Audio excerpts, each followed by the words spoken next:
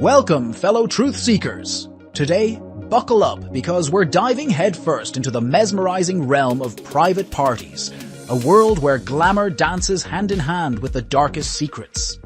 Get ready to uncover the enigma surrounding Stanley Kubrick's Eyes Wide Shut and the spine-chilling speculation surrounding his untimely demise. Get ready to dive deep into the world of Rothschild masquerade balls, where conspiracy theories intersect with Kubrick's film. But that's not all. We'll also explore the dark side of influencer and rapper parties. Learn about scandalous happenings at these events and the conditions for gaining entry. From blackmail to disturbing rituals, nothing stays hidden here. Stanley Kubrick, a creative visionary of the 20th century, astounded us with masterpieces like 2001, A Space Odyssey, and The Shining. However, his final film, Eyes Wide Shut, continues to raise questions to this day. The missing film scenes and wild speculations about dark secrets only add more puzzles. The actor Terry Crews has provided a disturbing insight into such Hollywood parties. In 2018, he went to court over shocking incidents at one of these events. Stay tuned as we delve deeper into this unsettling reality. Now, let's delve deeper into the machinations of Stanley Kubrick's film, Eyes Wide Shut. Released in 1999, the film tells the story of a New York doctor named Bill Harford, played by Tom Cruise, who enters a secret world of secret societies and rituals after being betrayed by his wife Alice, played by Nicole Kidman. The theory suggests that Kubrick not only provided insight into the world of elites and secret society, but also revealed the dark secrets of some secret society. Those exposed by Kubrick were said to have sought revenge by silencing him. It is claimed that Kubrick received a call informing him that he had to rewrite his film or regret it. However, Kubrick refused to change the film. After his death, the film was re-edited, and to this day, 24 minutes of footage are missing. The contents of these minutes remain a mystery. A peculiar aspect of the film is that some scenes were shot on the estate of the Rothschild family, Mande Monthouse.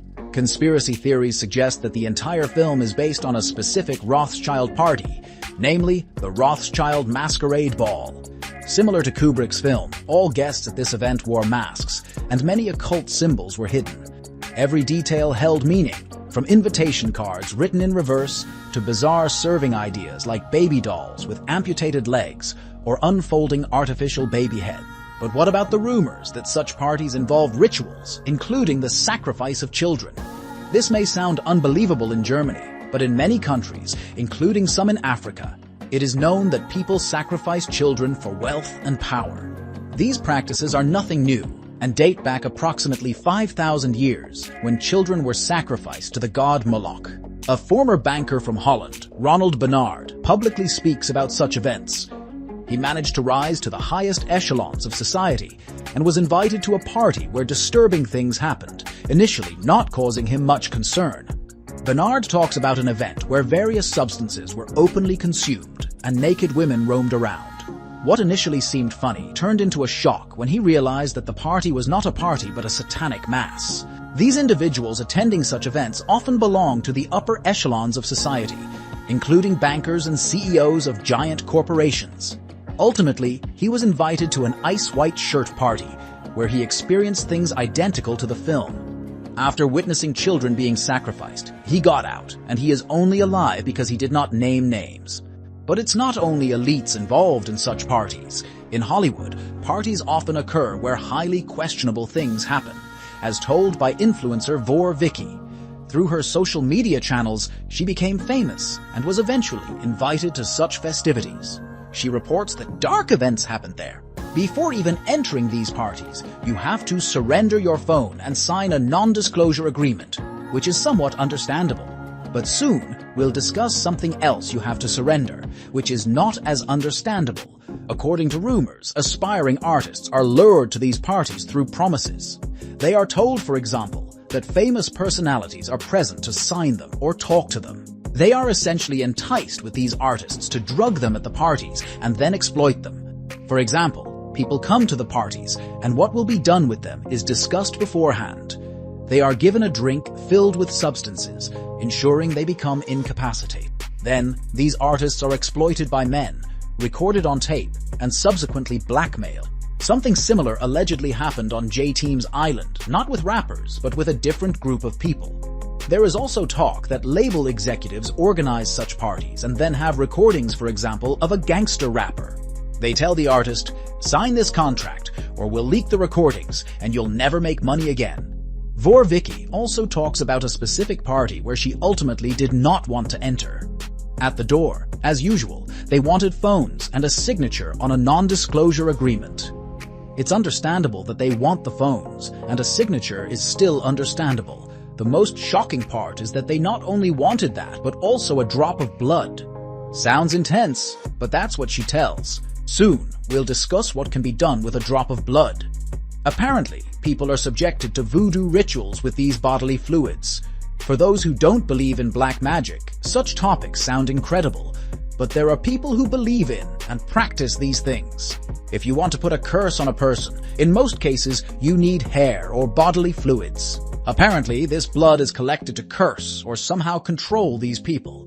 There's a very interesting scene of Kim Kardashian receiving a hair from Marilyn Monroe as a gift. Her friend jokingly said, "Now you can clone her." Kim Kardashian says she will perform a voodoo ritual with the hair to channel her. Channeling and sciences are often used to connect with spirits or demons.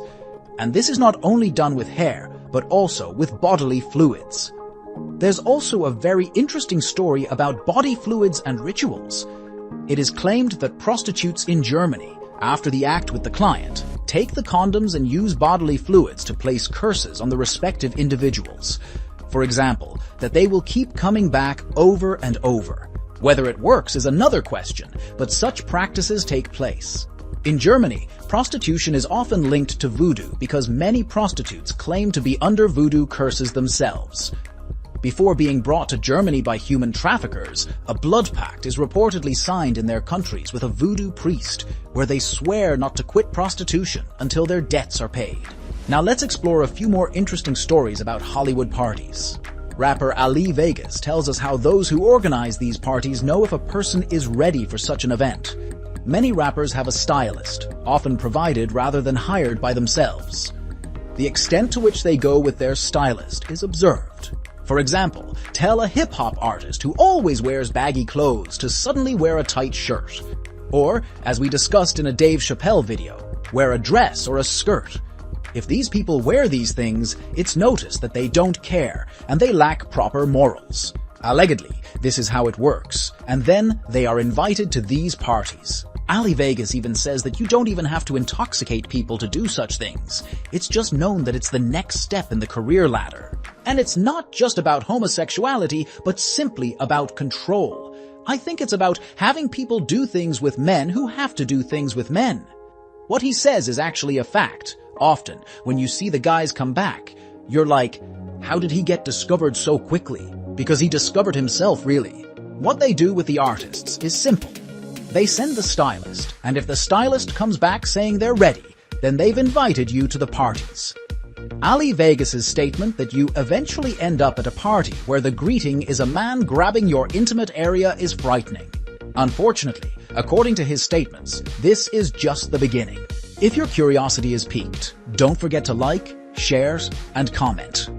We're in for a wild ride through the secrets of Hollywood's hidden parties. Stay tuned.